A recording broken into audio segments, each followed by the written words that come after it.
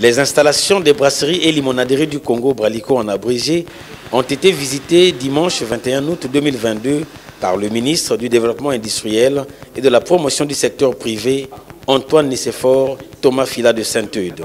Ce, à la suite de l'incendie enregistré le 17 août dernier au centre de stockage situé dans l'enceinte de l'usine de cette société installée dans la sous-préfecture de Luango au Kouilou. Ce qui a valu sur le terrain la présence du sous-préfet de Luango, Alphonse Koutana. Présence également sur les lieux des services techniques de Bralico conduits par Frédéric Ferraille, directeur général de l'entreprise déjà citée. L'incendie s'est produit dans cet espace de 2000 m² réservé au parc de casiers vides, zone où aucune activité par point chaud se déroule. Un espace non fumeur et dépourvu de tout circuit électrique de l'usine de production.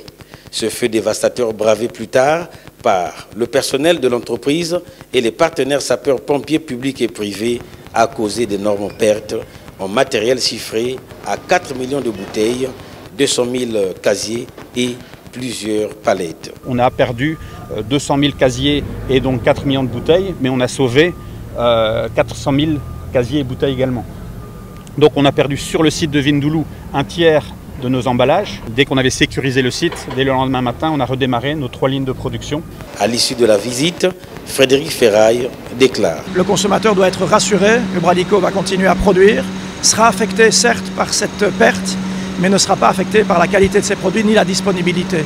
Et donc nous voulons vous rassurer, les produits que vous connaissez de la marque Bralico, donc la Castel, 33 Export, Beaufort naturellement, tous les jus et les alcools mixtes, tous ces produits seront disponibles en quantité voulue, en qualité, sur l'entièreté du territoire. Nicéphore Thomas Fila de Saint-Eudes fait sa lecture une fois visité les installations. Dans l'histoire de la société Castel, qui a une large expérience, c'est la première fois que ça se produit.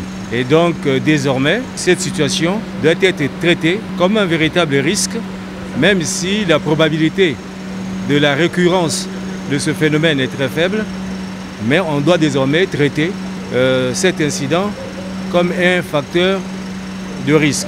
Ce qui est gênant, c'est que aujourd'hui, Bralico est un joyau industriel qui fait la fierté, parce qu'il y a une nouvelle technologie de pointe qui est utilisée ici, mais malheureusement, l'absence d'une zone industrielle réelle fait peser des risques aussi bien sur l'usine, parce qu'il y a des habitations à côté, mais fait peser aussi des risques sur les populations, parce que l'usine peut produire aussi des dégâts sur la population au cas où. Donc il nous revient à nous, en tant que gouvernement, de profiter de l'existence désormais du plan national d'urbanisme et du plan local d'urbanisme pour procéder à l'installation des vraies zones industrielles.